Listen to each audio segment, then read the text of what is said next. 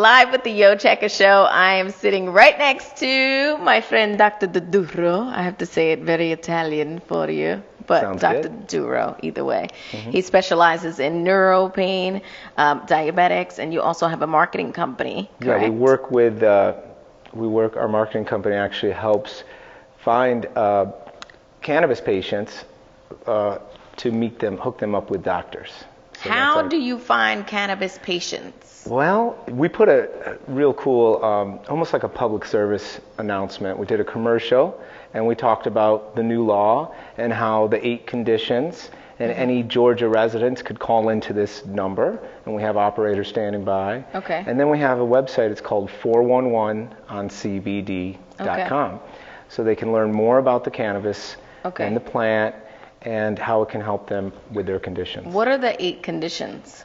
Well, there's ALS, which is Lou Gehrig's disease. Right. There's Parkinson's. Right. There's multiple sclerosis. There's Crohn's disease. Crazy. There's mitochondrial disease. There's epileptic and seizure What's disorders. mitochondrial? Oh, I don't that's think a I've ever heard that one. bad Jeez. condition. Really? Sickle cell anemia. Okay. And then cancer patients. Right. That's 8. So I know with the cancer patients, I've heard like, oh, it allows them to eat because they don't, they lose their appetite because of chemotherapy. What is it doing for these other? Is it the same deal? The eating? cancer patients, like that is close to my heart because I work a lot with chemo-induced peripheral neuropathy. And peripheral neuropathy is damage to the nerves, the small sensory nerves in our hands, our feet, our taste buds. Really? So that's a big part of what we do in our office. My wife, just this past October, was diagnosed with stage 3 breast cancer. Oh, no. So I'm the sorry. second, thank you, she's doing very well. Really? She's got a surgery tomorrow, her last surgery. Oh. But the second chemo treatment, she developed neuropathy. Huh. And So the chemo does the that. to chemo body. does it, but it's such strong drugs. I mean, it kills everything that's fast growing in your body, like cancer and hair, and but it gave her such deep bone pain, and that really, what our personal story on it is, my friend who's an anesthesiologist, Dr. Jordan Kuppinger, give him a little shout out there. Nice. He actually recommended for her because of her loss of appetite and her deep bone pain, and she wasn't sleeping.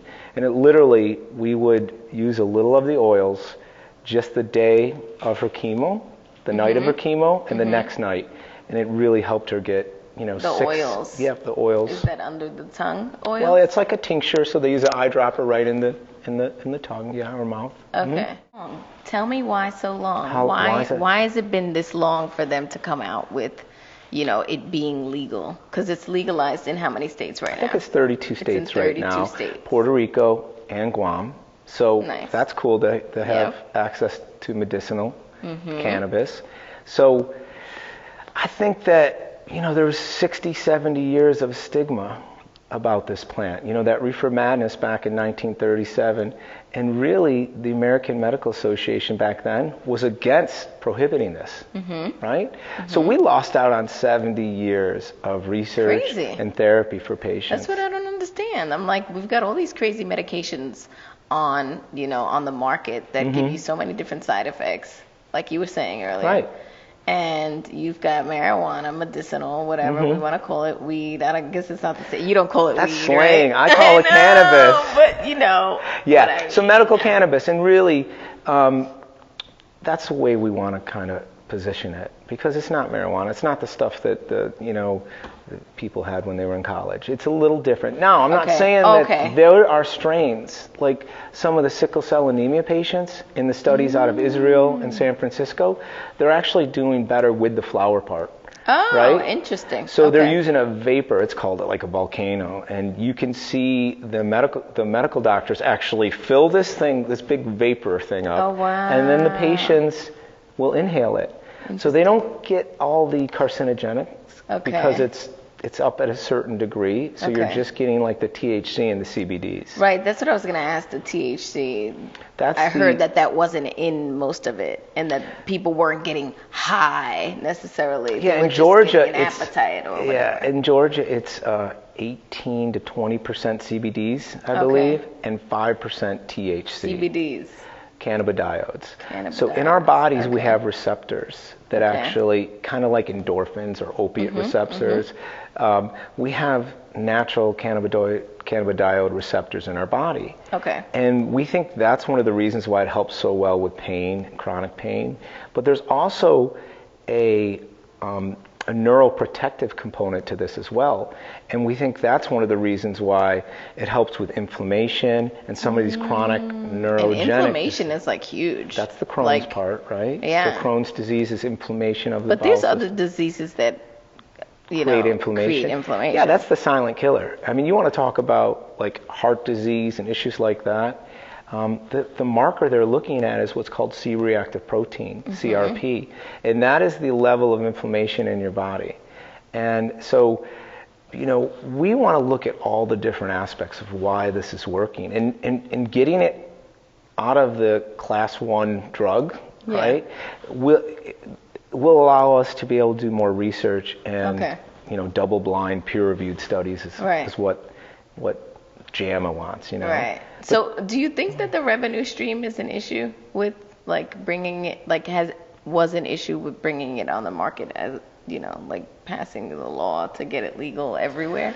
Was that the issue? Was it like people are just going to be making way too much money, or people are just going to be way too high? And I think that it definitely has to be regulated at first, and I think it's a nice entry level for the medicinal side, so we can have patients have access to this. You look at Colorado and Arizona, and those should be kind of like the template for what states look at, or even the federal issue. But I'm not 100% for recreational. I'm not sure right now on that. Come on, the Dr. jury D. is still out on it. But I do like the medicinal part, and I do like. Of course. I like that there is they said Colorado made over $1 billion in the first year that it was. Woo! So yeah, there is money. So there's money in it. Why is the government shying away from money that could be made, right? The thing that I want to find out is why aren't we able to tax this?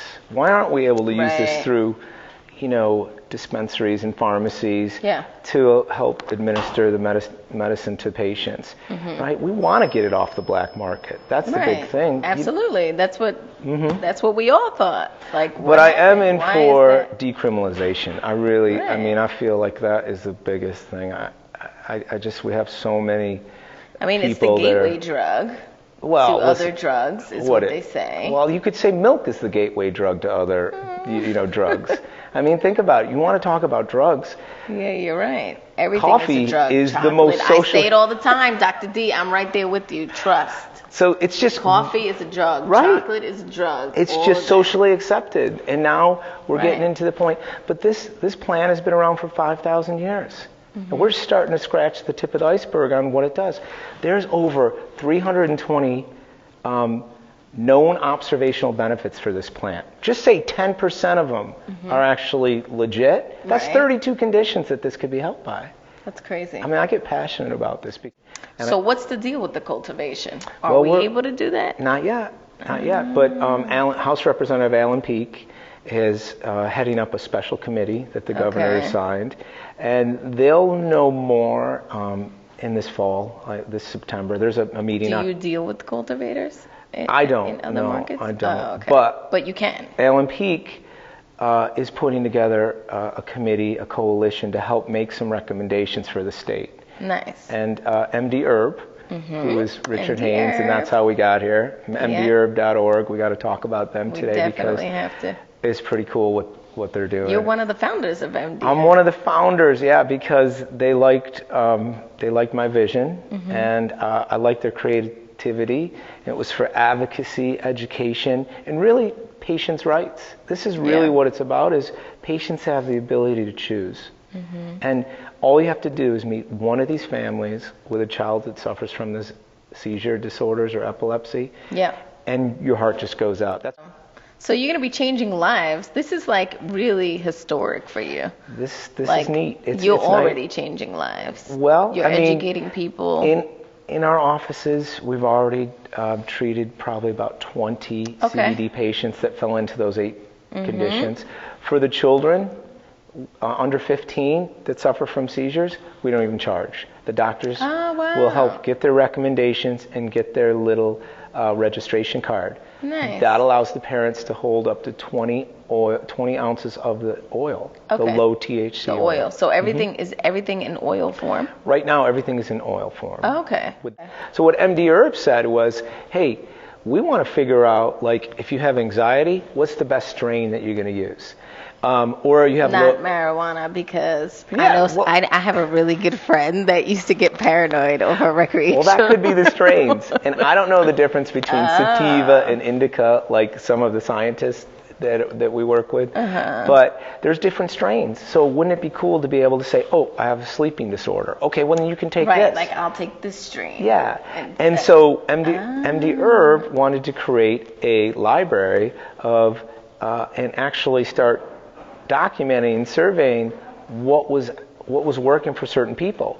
So we've created a partnership with MariMed, which is the largest consulting group across the country, and they work with over 410 dispensaries.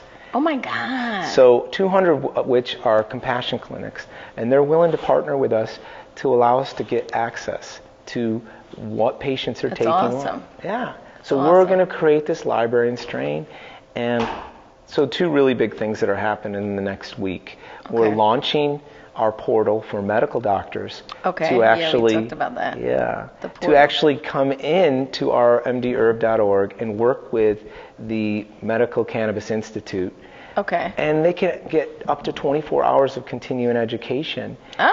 So they're just learning. They'll learn too, So I mean, this is for students. This is for maybe not students, maybe doctors already. For doctors, whoever, it's for doctors right now. But it's very topical, because in the AJC today they were talking about the Medical Associates of Georgia was like, hey, our doctors are asking for information.